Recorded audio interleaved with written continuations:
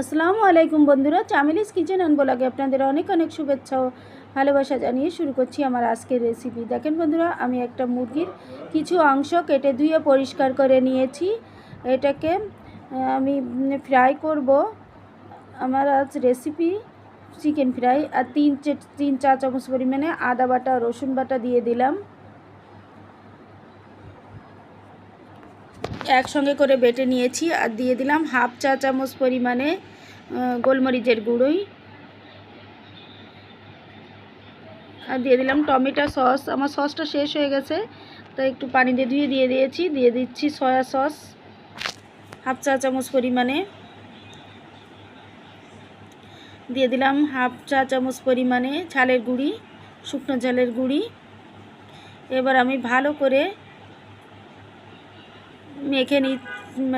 Marinate করে নিচ্ছি। এবার দিয়ে দিচ্ছি হাফ চা চামচ পরিমাণে গরম মশলার গুঁড়ি। এবার দিয়ে দিলাম নুন। যেহেতু আমি সয়া সস দিয়েছি তাই নুনটা একটু কম করেই দিয়ে দিলাম, পরে চেক করে দিয়ে দেব।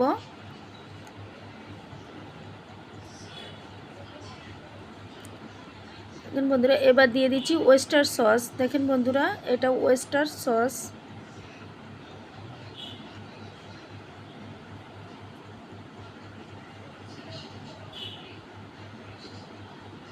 ওয়েস্টার সস দিয়ে দিলাম।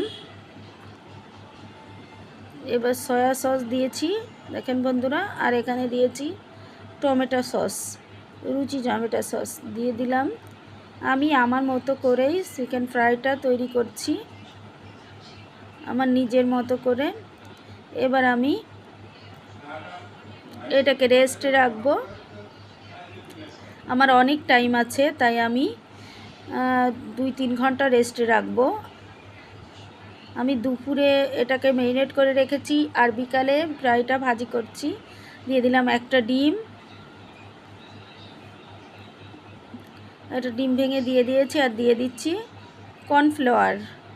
আগে আমি 2 টেবিল চামচ পরিমাণে কর্নফ্লাওয়ার দিব, তারপরে মেখে দেখব কেমন হয়, তারপরে আবার লাগলে আবার দিব। দেখেন বন্ধুরা, আমি কর্নফ্লাওয়ারটা দিয়ে মেখে নিচ্ছি।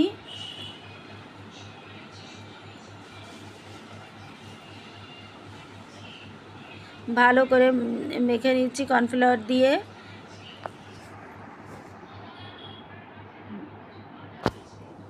কর্নফ্লাওয়ার দিয়ে মেখে নিয়ে তারপর আমি চলে যাব ভাজতে। আমি 2-3 ঘন্টা এটাকে ম্যারিনেট করে রেখেছিলাম।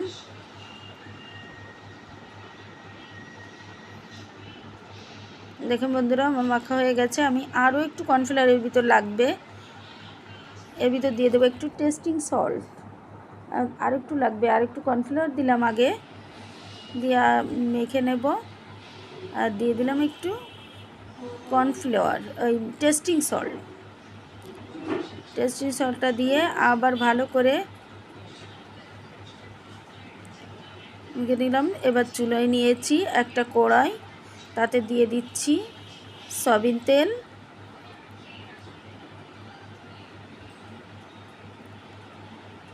এবার আমি ফ্রাইগুলোকে ভেজে নেব। আমি এক এক করে ফ্রাইগুলোকে দিয়ে দিচ্ছি কড়াইতে। দেখেন বন্ধুরা, আমার এক পাশ হয়ে গেছে, আমি উল্টে নিচ্ছি। ফ্রাই হয়ে গেছে, আমি আরও ভাজবো আস্তে আস্তে। তারপরে আমি ভালো করে নেড়ে চেড়ে ভেজে নিচ্ছি।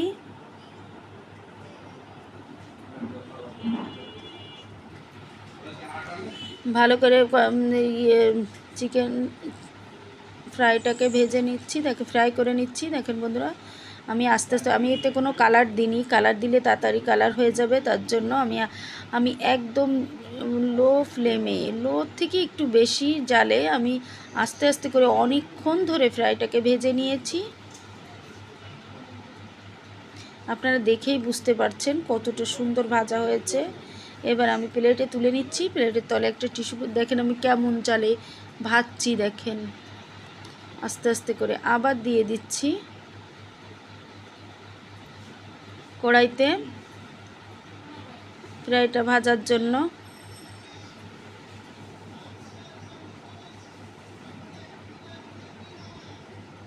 আমার এক সাইড হয়ে গেছে, আমি উল্টে নিচ্ছি।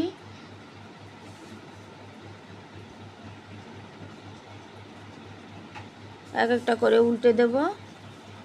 এখন বন্ধুরা জয়েন্ট হয়ে গেছে, আমি ছাড়িয়ে দিচ্ছি।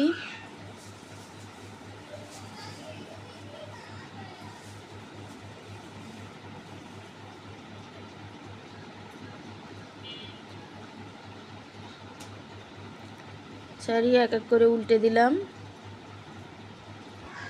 এবার আবার এগুলোকে আমি নেড়ে চেড়ে সুন্দর করে ভেজে নেব।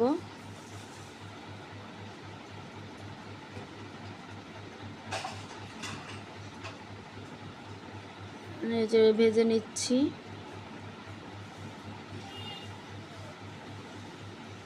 কোনো কালার ছাড়াই কত সুন্দর কালার এসেছে দেখেন বন্ধুরা। আমার হয়ে গেছে, এবার তুলে নিচ্ছি। ভাজা হয়ে গেছে।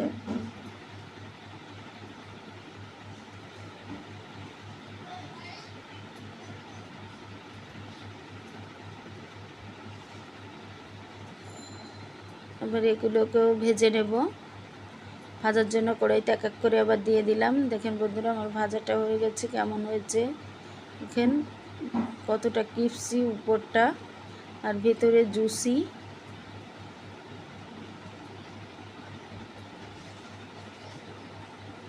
দেখেন হাত দিয়ে দিলেই ভেঙে যাবে।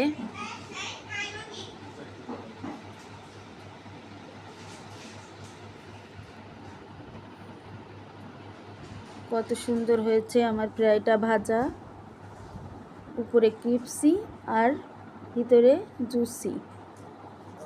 এখন আমি তুলে সাজিয়ে নিয়েছি। আজ এই পর্যন্তই। আপনাদের ভালো লাগলে লাইক শেয়ার কমেন্ট করে আমার পাশে